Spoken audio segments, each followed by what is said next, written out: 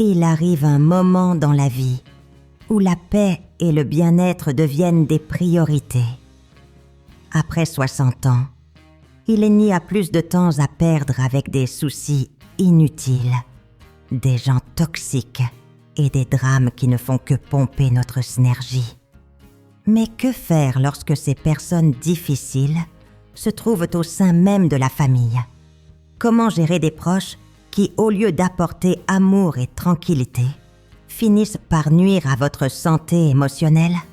Si vous vous êtes déjà senti fatigué après un appel avec un membre de votre famille, ou si vous avez senti que certaines visites vous dérangeaient plus qu'elles ne vous aidaient, cette vidéo est pour vous.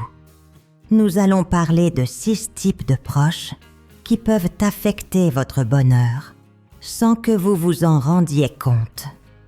Et le plus important, comment prendre vos distances intelligemment sans créer de conflits inutiles. La famille est un lien sacré, mais cela ne signifie pas que nous devons tout accepter. De nombreuses personnes âgées se sentent obligées de supporter des comportements préjudiciables simplement parce qu'ils viennent d'un enfant, d'un frère, d'une sœur ou même d'un petit enfant. Cela peut conduire à un état constant de stress et de tristesse. Mais vous n'êtes pas obligé de subir cela. Votre tranquillité vaut plus que n'importe quelle obligation sociale. Imaginez un peu comment serait votre vie sans ces coups de téléphone remplis de plaintes. Sans ce sentiment de culpabilité chaque fois que vous dites non à une faveur que vous ne voulez pas ou ne pouvez pas faire. Sans avoir l'impression d'être utilisé ou manquer de respect dans votre propre maison. L'objectif de cette vidéo est de vous ouvrir les yeux sur ces relations et de vous aider à faire passer votre paix en premier. Et attention, cela ne signifie pas rompre les liens ou créer des disputes. Savoir prendre ses distances intelligemment est un art. Et nous allons vous montrer comment faire cela sans culpabiliser. Parfois, de petits changements apportent déjà de grands soulagements. Il peut s'agir simplement de limiter le temps passé ensemble ou d'apprendre à répondre d'une autre manière. L'important est de reconnaître ce qui fait mal et d'avoir le courage d'agir. Alors, restez avec moi jusqu'à la fin, car ce que vous allez découvrir ici peut transformer votre qualité de vie. Et si ce thème vous parle, laissez déjà votre j'aime et partagez cette vidéo avec un ami ou un membre de votre famille qui a également besoin d'apprendre à se protéger de ces relations épuisantes. Le premier parent que vous devriez éviter après 60 ans est celui qui demande toujours des faveurs. Au début, cela peut sembler inoffensif. Une demande ici, une autre là. Et vous, en tant que personne généreuse, y répondez sans y réfléchir à 2 fois. Mais petit à petit, ces faveurs deviennent une obligation. Soudain, vous vous rendez compte que vous êtes toujours disponible pour résoudre des problèmes qui ne sont même pas les vôtres, alors que les autres ne font jamais rien pour vous. Il peut s'agir de ce neveu qui demande toujours de l'argent et ne le rembourse jamais, ou de ce fils qui, même adulte, s'attend toujours à ce que vous résolviez ses difficultés, sans faire d'efforts pour changer sa propre vie. Ou de ce frère qui arrive toujours avec une nouvelle urgence comme si vous étiez responsable de sauver tout le monde. Qu'est-ce que ces personnes ont en commun? Elles abusent de votre bonne volonté, car elles savent que vous avez un grand cœur et que vous avez du mal à dire non. Mais voici la vérité. Aider est un beau geste, mais être exploité ne l'aide pas. Après 60 ans, votre énergie et votre temps deviennent encore plus précieux. Vous avez travaillé toute votre vie. Vous avez surmonté des défis. Vous vous êtes occupé des autres. Maintenant, vous méritez de vivre avec plus de légèreté sans porter des problèmes qui ne sont pas les vôtres. Si quelqu'un ne se souvient de vous que lorsqu'il a besoin de quelque chose, cette relation est-elle vraiment saine? Souvent, ces parents ne se rendent même pas compte qu'ils abusent. Ils se sont habitués à compter sur vous et n'ont jamais pris le temps de réfléchir à l'impact que cela a sur votre vie. C'est pourquoi la solution ne doit pas être une rupture brutale, mais plutôt un ajustement des limites. Commencez par observer quand une faveur cesse d'être un simple geste de gentillesse et devient un fardeau. Demandez-vous, cette personne me contacte-t-elle pour savoir comment je vais, ou seulement pour me demander quelque chose? Si la réponse est toujours la deuxième option, il est temps de changer la dynamique de cette relation. Et comment faire cela sans se disputer? Tout d'abord, apprenez à dire non sans culpabiliser. Vous n'avez pas besoin de donner de longues justifications. Un simple « je ne peux pas » ou « je ne suis pas disponible maintenant » suffit. S'il s'agit de quelqu'un qui demande de l'argent, indiquez clairement que vous avez vos propres dépenses et que vous ne pouvez pas assumer plus de responsabilités. S'il s'agit de quelqu'un qui a toujours besoin d'aider pour des tâches, soyez ferme et suggérez à la personne de trouver d'autres solutions. Vous n'êtes pas égoïste si vous voulez vivre avec plus de tranquillité. De nombreuses personnes âgées ont l'impression qu'elles doivent continuer à se sacrifier pour être valorisées. Mais ce n'est pas vrai. Votre valeur ne réside pas dans ce que vous pouvez offrir aux autres, mais dans ce que vous êtes. Ceux qui vous aiment vraiment respecteront vos limites. Ceux qui s'éloignent parce que vous avez arrêté de dire oui à tout n'ont en réalité jamais été à vos côtés. Le deuxième parent que vous devriez éviter après 60 ans est celui qui se plaint toujours de la vie. Tout le monde a des jours difficiles et a besoin de se confier de temps en temps. Mais certaines personnes transforment cela en une habitude constante, comme si rien n'allait jamais. Et le pire, elles déversent cette négativité sur vous, sans se rendre compte de l'impact que cela a sur votre bien-être.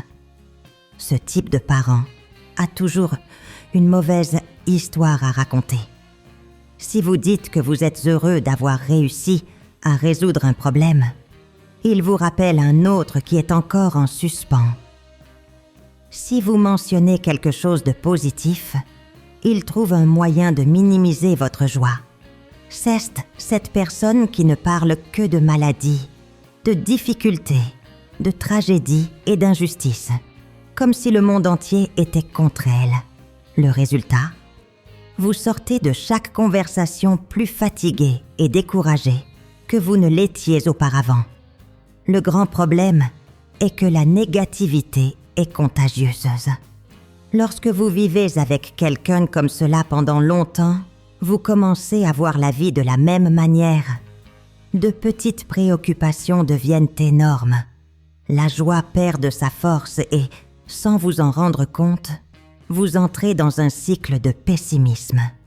Cela peut affecter votre santé mentale et même votre corps, car le stress accumulé affaiblit le système immunitaire et augmente le risque de maladie. Mais que faire lorsque cette personne fait partie de votre famille? L'ignorer peut sembler difficile, surtout s'il s'agit d'une proche, comme un frère ou une sœur ou un enfant. Cependant, vous n'êtes pas obligé de couper complètement cette relation. Le secret est de protéger votre énergie. Si vous remarquez qu'une conversation devient trop négative, essayez de changer de sujet pour quelque chose de plus léger. Si la personne insiste pour se plaindre, fixez une limite polie en disant que vous préférez parler d'autre chose. De plus, apprenez à prendre vos distances lorsque vous sentez que la présence de cette personne affecte votre état émotionnel. Cela ne signifie pas être impoli, mais plutôt comprendre que vous n'êtes pas obligé d'absorber la charge négative de qui que ce soit. Si une visite ou un coup de téléphone vous déprime toujours, réduisez la fréquence de ces rencontres. Petit à petit, la personne peut se rendre compte que votre attitude a changé et, avec un peu de chance, commencer à se surveiller également. Rappelez-vous que la vie après 60 ans doit être vécue avec plus de légèreté. Vous avez déjà surmonté suffisamment de défis et vous méritez de profiter de vos journées avec joie et tranquillité. S'entourer de personnes positives fait toute la différence, car l'énergie qui vous entoure influence directement votre humeur et votre qualité de vie. Choisissez d'être proche de ceux qui ajoutent et non de ceux qui ne font qu'alourdir votre routine. Le troisième parent que vous devriez éviter après 60 ans est celui qui ne respecte jamais vos limites. Vous connaissez probablement quelqu'un comme ça. Une personne qui se présente chez vous sans prévenir, qui interrompt votre repos pour parler de sujets sans importance ou qui ignore simplement vos volontés et impose les siennes. Ce type de parent agit comme si vous n'aviez pas droit à votre propre espace, à votre temps et à vos décisions. Le problème est que beaucoup de personnes âgées ont du mal à imposer des limites, surtout au sein de la famille. Il y a une peur de paraître impoli ou ingrat, alors elles finissent par tolérer des situations inconfortables pour éviter les conflits. Mais renoncer à votre confort juste pour plaire aux autres est une erreur dangereuse. Lorsque vous permettez à quelqu'un de dépasser vos limites une fois, cette personne continuera à le faire à plusieurs reprises, car elle se rend compte que vous ne vous imposez pas. Les signes de ce comportement peuvent être subtils, mais ils sont faciles à identifier. Il peut s'agir de ce parent qui insiste pour donner son avis sur votre vie, en critiquant vos choix et en disant ce que vous devriez faire. Ou de celui qui exige votre attention tout le temps, sans se rendre compte que vous aussi avez vos besoins.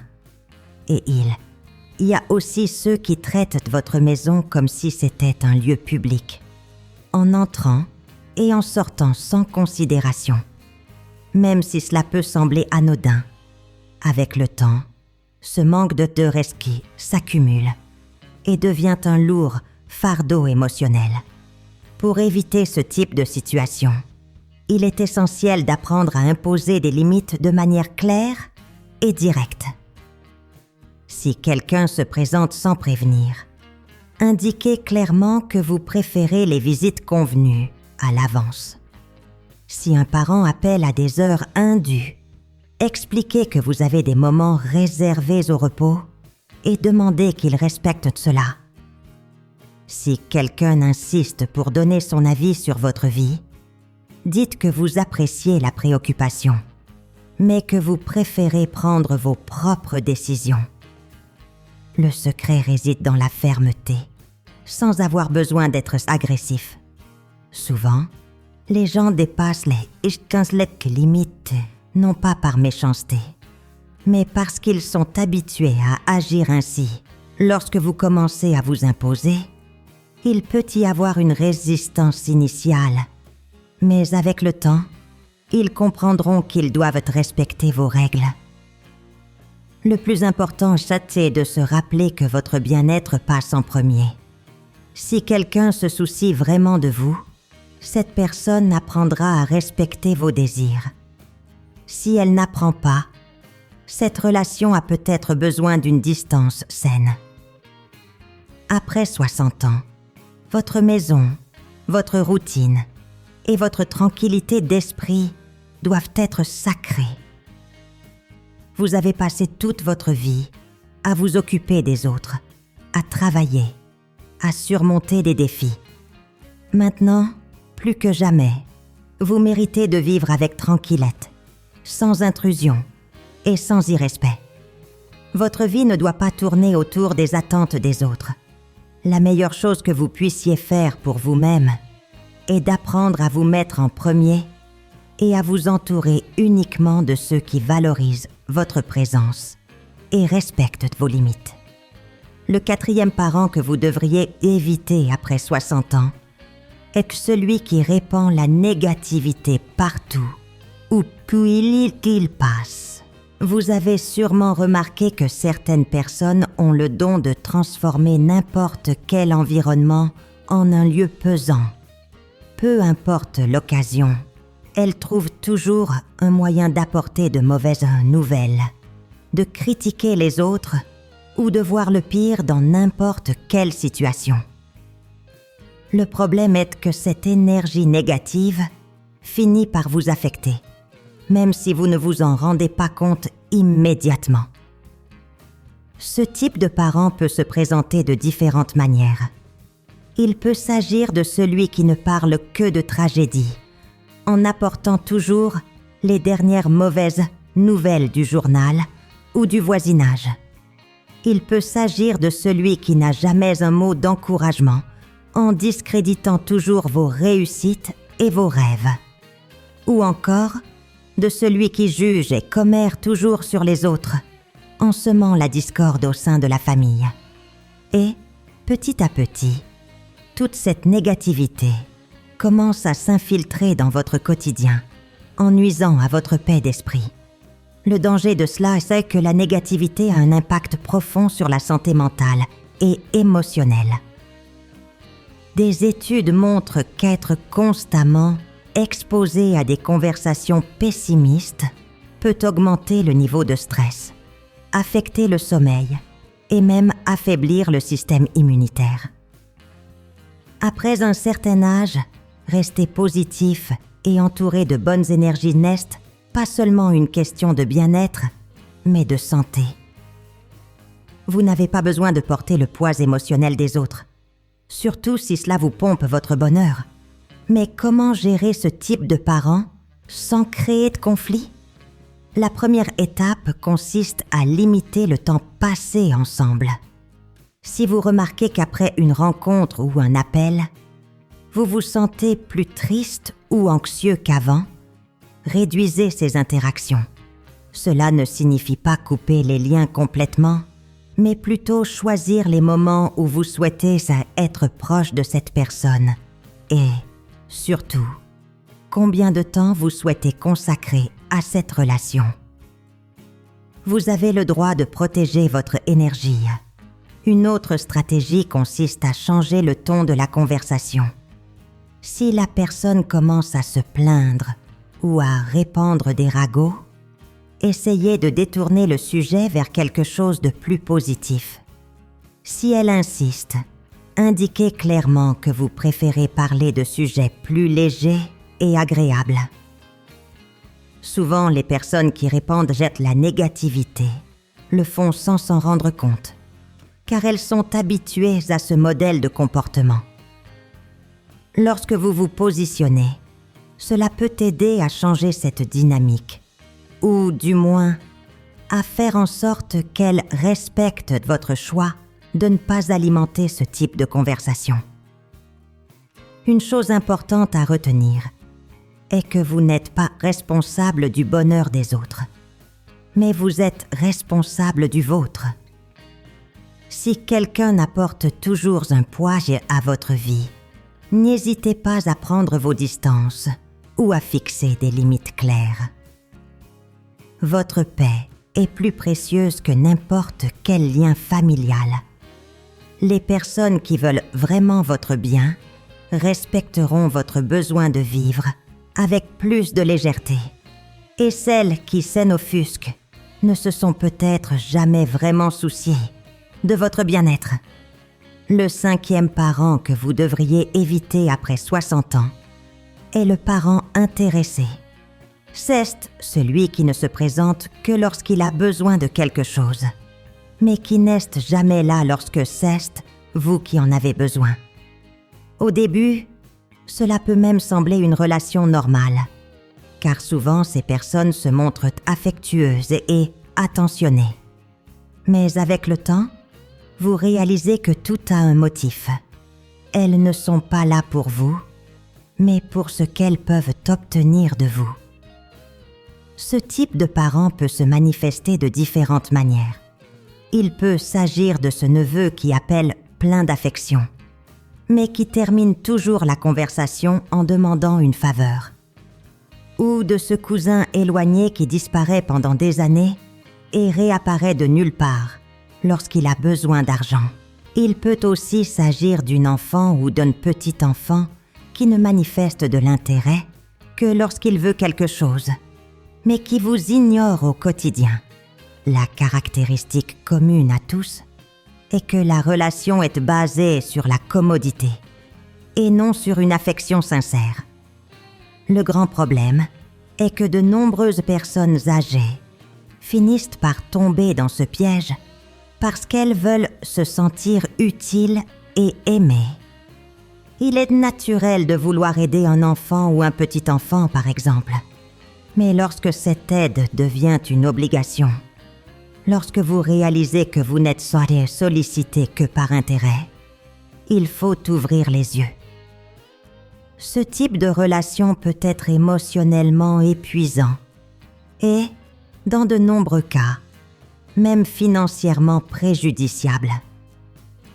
Si vous avez déjà vécu cela, vous savez combien il est frustrant de réaliser que quelqu'un ne vous valorise que lorsqu'il a besoin de quelque chose.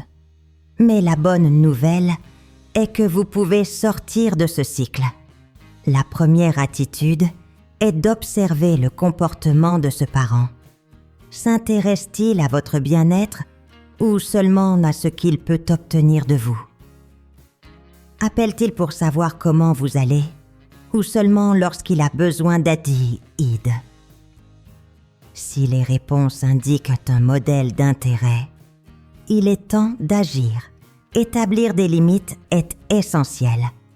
Si quelqu'un demande de l'argent, demandez-vous si cette aide est vraiment juste et si la personne ne profite pas simplement de votre générosité. N'ayez pas peur de dire non. Vous n'avez pas besoin de justifier vos choix, ni de vous sentir coupable de protéger vos ressources. S'il s'agit d'une faveur, évaluez si cela ne devient pas une constante et si vous n'êtes pas exploité. Et, surtout, observez la réaction de cette personne lorsque vous imposez des limites. Ceux qui se soucient vraiment de vous comprendront et respecteront votre décision. La vérité est qu'après 60 ans, votre priorité doit être votre propre bien-être. Vous avez passé toute votre vie à aider les autres, mais cela ne signifie pas que vous devez continuer à être exploité. Le véritable amour familial n'est pas basé sur ce que vous pouvez offrir, mais sur le respect et la réciprocité.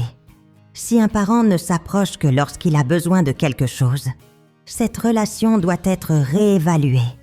Vous méritez d'être entouré de personnes qui vous aiment pour ce que vous êtes, et non pour ce que vous pouvez donner. Le 6e parent que vous devriez éviter après 60 ans est celui qui vous fait culpabiliser. C'est l'une des plus dangereux, car il ne demande pas de faveur directement et n'impose pas sa présence de manière évidente. Au lieu de cela, il utilise des mots et des attitudes subtiles pour manipuler vos émotions et vous faire sentir obligé de satisfaire ses volontés. Et le pire, souvent, cela se produit de manière si discrète que vous ne vous en rendez compte qu'une fois que vous êtes déjà impliqué. Ce type de parent peut agir de différentes manières. Il peut s'agir d'une enfant qui dit des choses comme « Après tout ce que j'ai fait pour vous, c'est comme ça que vous me traitez ?» en mettant toujours un poids sur vos choix. Il peut s'agir d'une frère ou d'une sœur qui insiste pour se souvenir d'anciens sacrifices afin de vous faire céder à une demande, ou même d'un petit enfant qui, en réalisant que vous hésitez à aider, fait une tête triste et utilise le silence pour vous faire pression. Le chantage émotionnel peut être direct ou indirect. Mais l'objectif est toujours le même. Susciter la culpabilité pour contrôler vos décisions. Le problème de ce comportement est qu'il peut vous faire sentir toujours redevable aux autres, même lorsqu'il n'y a aucune raison de l'être. Combien de fois avez-vous déjà cédé à quelque chose que vous ne vouliez pas, juste pour éviter un conflit? Combien de fois avez-vous senti que vous deviez dire oui pour ne pas paraître ingrat? Cette culpabilité exagérée peut être un lourd fardeau, devenant une prison émotionnelle qui vous empêche de vivre comme vous le souhaitez vraiment. Mais la vérité est que personne n'a le droit de vous faire sentir ainsi. Vous n'êtes pas obligé de satisfaire toutes les volontés de la famille, et encore moins de sacrifier votre bonheur pour plaire aux autres. L'amour véritable n'impose pas de contraintes, ni n'exige de sacrifices unilatéraux. Les relations saines sont basées sur le respect et la compréhension, et non sur la manipulation déguisée en affection. Alors, comment se défendre contre ce type de parents? La première étape consiste à reconnaître le chantage émotionnel lorsqu'il se produit. Chaque fois que quelqu'un essaie de susciter la culpabilité en vous, arrêtez-vous et analysez. Cette contrainte est-elle juste ou est-ce que simplement une forme de manipulation? Demandez-vous si vous voulez vraiment faire quelque chose ou si vous cédez simplement par pression. Lorsque vous réalisez que vous êtes manipulé, la meilleure réponse est de rester ferme et de ne pas vous laisser entraîner dans le jeu émotionnel.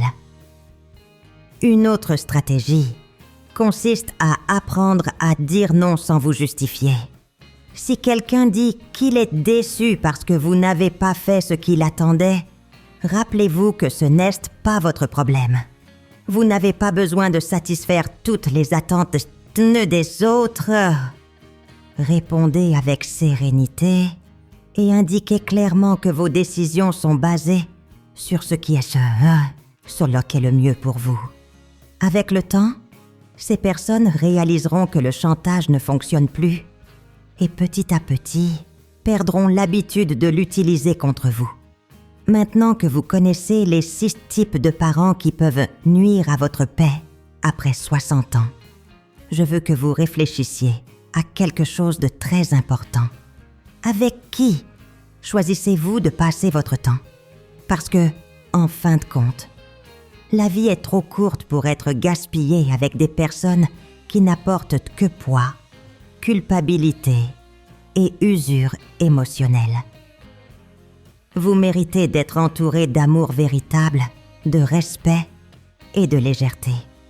Souvent, nous passons des années à tolérer des situations inconfortables parce que nous croyons que la famille, c'est la famille.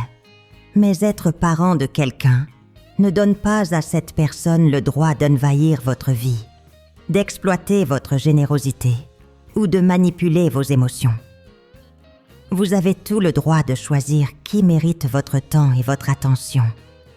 Et si quelqu'un, même s'il fait partie de votre famille, ne respecte pas votre bonheur, il est peut-être temps de fixer des limites plus claires. Cela ne signifie pas que vous devez couper les relations ou créer des disputes. Le secret est de savoir se protéger, de définir jusqu'où va votre patience et, si nécessaire, de prendre ses distances sans culpabiliser. Vous avez déjà vécu beaucoup de choses dans la vie. Vous avez surmonté des défis. Vous vous êtes occupé des autres et vous avez consacré votre temps à aider. Maintenant, le moment est venu de prendre soin de vous, de rechercher votre propre bonheur et de valoriser ceux qui sont vraiment à vos côtés, par amour et non par intérêt ou commodité. Et rappelez-vous, aussi important que de savoir qui éviter, il est important de savoir qui garder près de soi. Il y a toujours cette personne qui se soucie vraiment, qui apporte de la joie, qui vous fait rire, qui écoute avec affection et qui respecte vos sentiments. Ce sont ces relations qu'il faut cultiver. Lorsque vous apprenez à vous éloigner de ce qui vous fait du mal, vous ouvrez automatiquement l'espace pour que des personnes bonnes et vraies soient plus présentes dans votre vie. Maintenant, je veux savoir, lequel de ces 6 types de parents a déjà croisé votre chemin? Avez-vous déjà dû vous éloigner de quelqu'un pour préserver votre paix? Partagez votre expérience dans les commentaires, car votre histoire peut aider d'autres personnes qui rencontrent le même problème. Et si cette vidéo vous a parlé, n'oubliez pas de laisser votre j'aime, de vous abonner à la chaîne et d'activer la cloche pour ne pas manquer les prochains contenus. D'ailleurs, si vous connaissez quelqu'un qui a besoin d'entendre ces mots, partagez cette vidéo. Beaucoup de gens passent toute leur vie piégés dans des relations toxiques sans réaliser qu'ils ont le pouvoir de changer cette réalité. Aider quelqu'un à le voir peut être l'un des plus beaux cadeaux que vous puissiez faire. Merci beaucoup de m'avoir accompagné jusqu'ici. Prenez soin de vous, valorisez votre paix et entourez-vous uniquement de ceux qui vous font du bien. On se retrouve dans la prochaine vidéo.